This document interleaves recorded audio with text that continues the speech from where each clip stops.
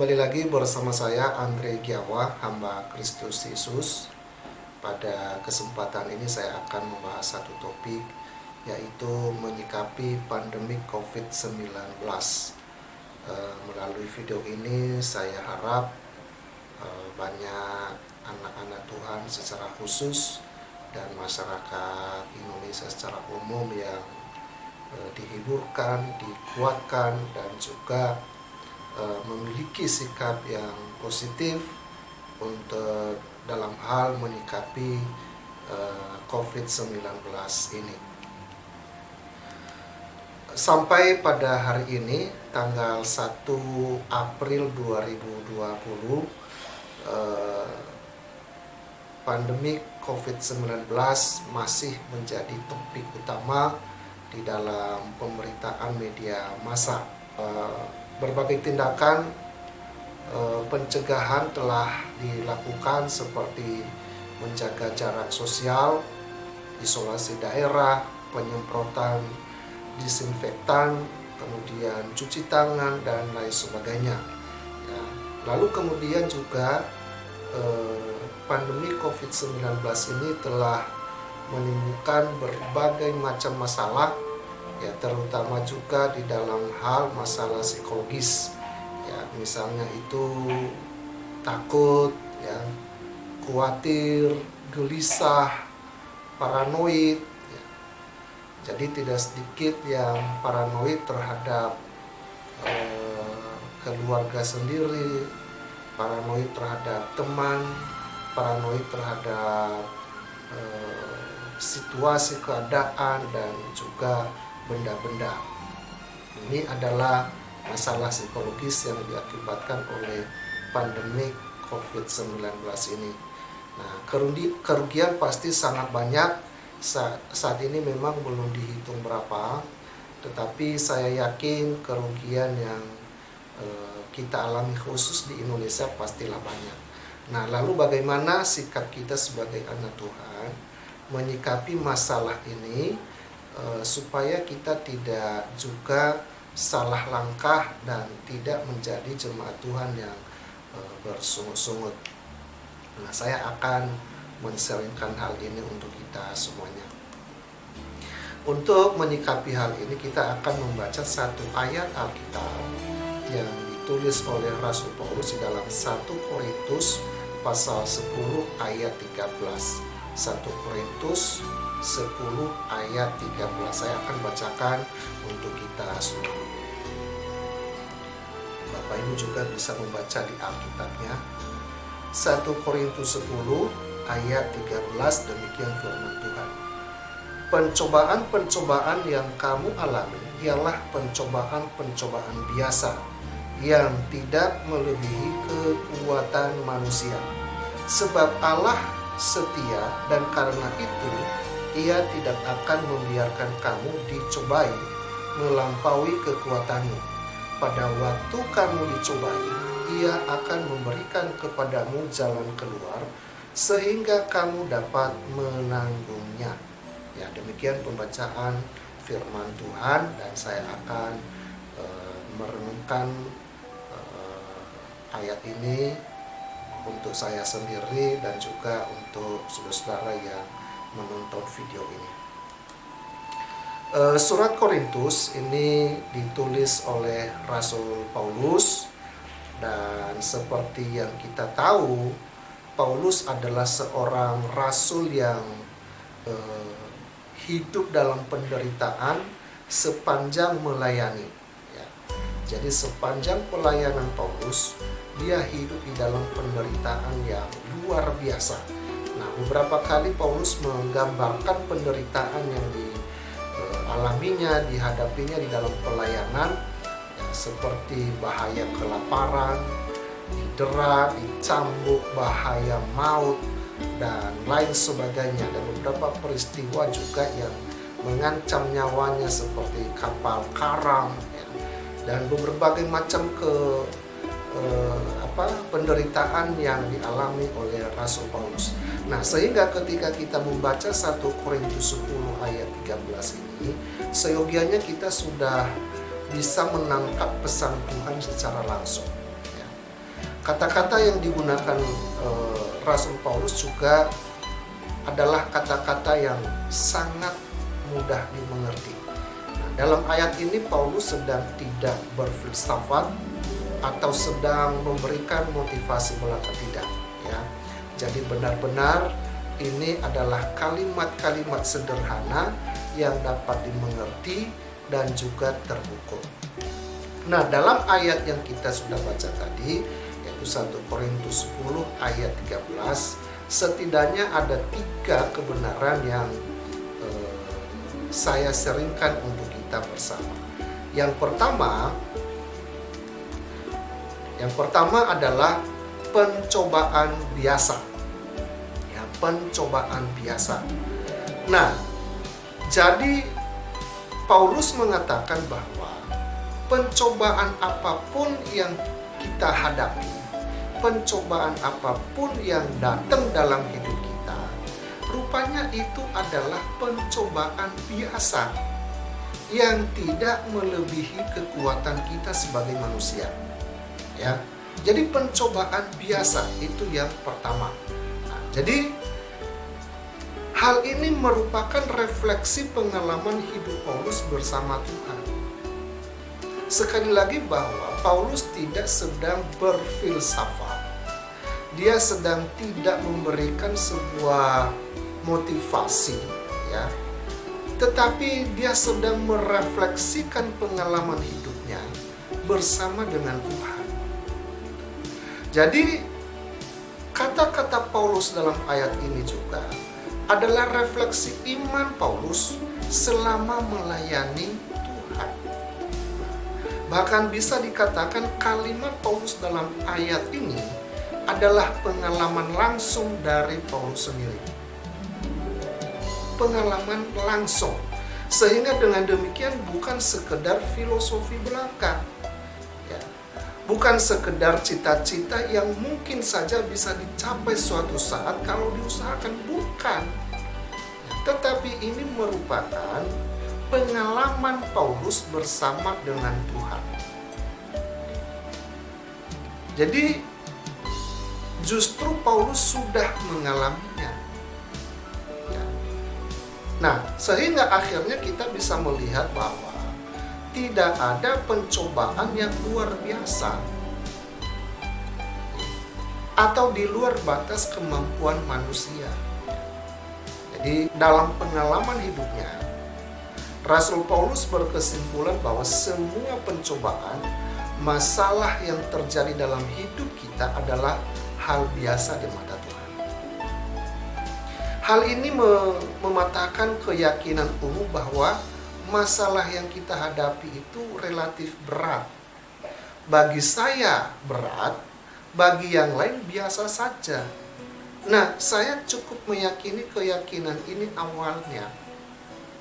Tetapi setelah saya merenungkan kata-kata firman Tuhan dalam 1 Korintus 10 ayat 13 ini, ternyata keyakinan itu tipuan belaka. Jadi tidak ada itu masalah berat, bahkan yang lebih berat, sampai kita ini tidak bisa menanggungnya. Enggak ada. Yang benar dan tepat adalah semua pencobaan, semua masalah yang kita hadapi sesungguhnya adalah biasa. Biasa seperti apa? Biasa di mata Tuhan. Ya. Lalu apa maksudnya biasa ini? Ya, apa maksudnya biasa ini? 1. Pencobaan masalah yang kita hadapi tidak melebihi batas kemampuan kita. Itu kata-kata Paulus tadi. Biasa artinya pencobaan tersebut, masalah tersebut, ya, itu tidak melebihi batas kemampuan kita. Artinya pencobaan masalah yang kita hadapi sesungguhnya dapat kita atasi. Oke? Apakah itu artinya pencobaan masalah tidak kita rasakan dampaknya? Tentu saja bukan demikian. Ya. Pencobaan masalah apapun pasti kita merasakan dampaknya. Seperti pandemi COVID-19 saat ini, dampaknya sangat terasa. Terasa banget malahan. Lalu apa artinya? Apa rahasianya? Mengapa demikian? Kenapa Paulus mengatakan bahwa masalah pencobaan yang kita hadapi sesungguhnya adalah pencobaan biasa, masalah biasa, masalah yang bisa kita atasi sendiri. Nah, ini membawa kita ke dalam poin yang kedua, yaitu Allah tidak membiarkan. Sekali lagi, poin yang kedua, Allah tidak membiarkan kita. Bagian kedua yang saya mau bagikan adalah bahwa Allah Tuhan di dalam Kristus Yesus tidak membiarkan saya, tidak membiarkan saudara dicobai melebihi kekuatan kita. Rupa-rupanya pencobaan, masalah terjadi atas seizin Tuhan, gitu ya. Dan pencobaan, masalah yang kita hadapi pun itu dikontrol oleh Allah sendiri. Jadi masalah itu bukan di luar kendali Allah, bukan. Semua terjadi di bawah kontrol Tuhan, bahkan seizin Tuhan. Dalam hal ini saya sangat berkeyakinan bahwa pandemi COVID-19 saat ini adalah juga terjadi atas seizin Tuhan. Lalu kenapa Tuhan mengizinkan hal ini terjadi? Tentu saja ini pembahasan khusus ya, mengapa Tuhan mengizinkan pandemi COVID-19. Doakan supaya Tuhan memberikan saya hikmat dan dapat membuat video khusus untuk membahas topik ini. Supaya topik kita tidak melebar, saya akan kembali kepada 1 Korintus 10 ayat 13, yaitu tentang tema kita menyikapi pandemi COVID-19. Nah, yang pasti adalah bahwa pandemi COVID-19 ada di bawah kontrol Allah, terjadi atas seizin Tuhan. Itu yang saya yakini, dan tentu juga kita yakini demikian. Nah, yang ketiga Bapak Ibu, yang kita bisa renungkan di dalam ayat ini, Allah memberi jalan keluar. Karena penderitaan, masalah, pencobaan yang kita hadapi adalah terjadi atas seizin Tuhan dan ada di bawah kendali Tuhan, ada di bawah kontrol Tuhan, maka hanya Tuhan yang dapat memberikan kita jalan keluar. Pada akhirnya solusi dan penyelesaian pencobaan, masalah, penderitaan yang kita hadapi, Tuhan sendiri yang memberi jalan keluarnya untuk kita. Sekali lagi bahwa Tuhanlah yang berotoritas atas cobaan, atas masalah yang kita hadapi, termasuk pandemi COVID-19 atau virus corona, beserta dengan dampaknya. Tuhan yang berotoritas atasnya. Jadi ternyata bukan karena kita kuat, bukan karena kita mampu, bukan karena kita hebat mengatasi pencobaan, masalah, mengatasi pandemi COVID-19, ya, akan tetapi karena Allah campur tangan. Amin. Allah turun tangan memberikan kita jalan keluar. Karena Tuhan lebih besar dari segala. Tuhan lebih hebat dari segala. Tuhan lebih besar dan berkuasa dari pandemi COVID-19. Jadi termasuk menghadapi COVID-19 ini, saya yakin Tuhan juga memampukan kita, ya, memampukan pemerintah kita untuk mengatasinya. Amin.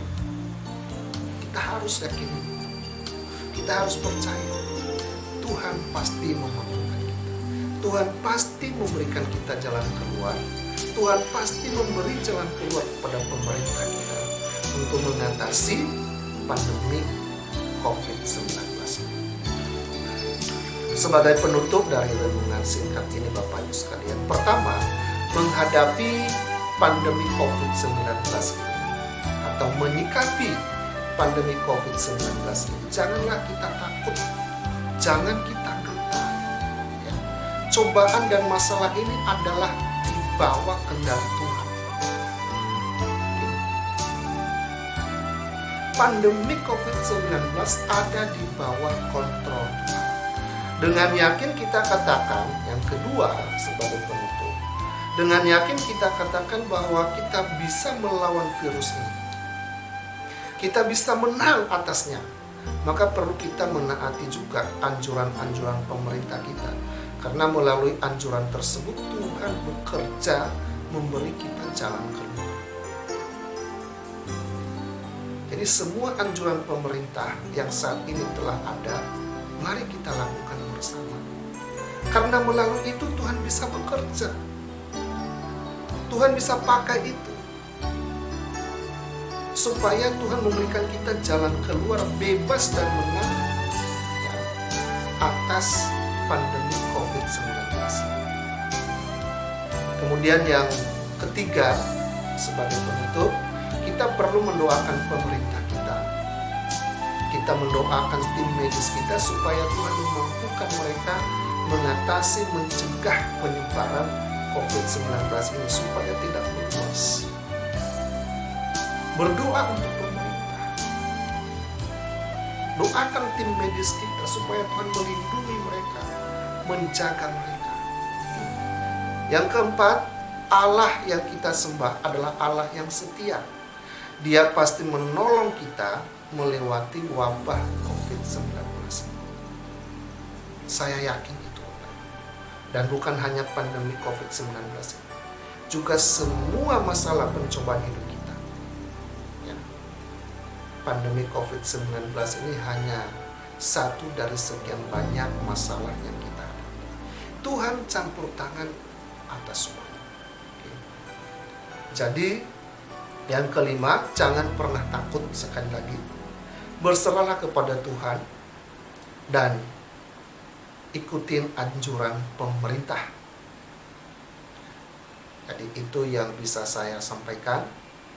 Kiranya renungan singkat ini memberkati kita. Sekali lagi, mari kita punya sikap yang percaya bahwa pandemi COVID-19 ini terjadi atas seizin Tuhan dan ada di bawah kendali Tuhan. Maka Tuhan jugalah yang bisa menolong kita untuk keluar dari masalah ini. Maka mari kita mendekatkan diri kepada Tuhan. Mari kita percaya kepada Tuhan. Mari kita gunakan kesempatan ini lebih lagi dekat kepada Tuhan. Kiranya renungan singkat ini memberkati kita semua. Tuhan Yesus memberkati. Amin.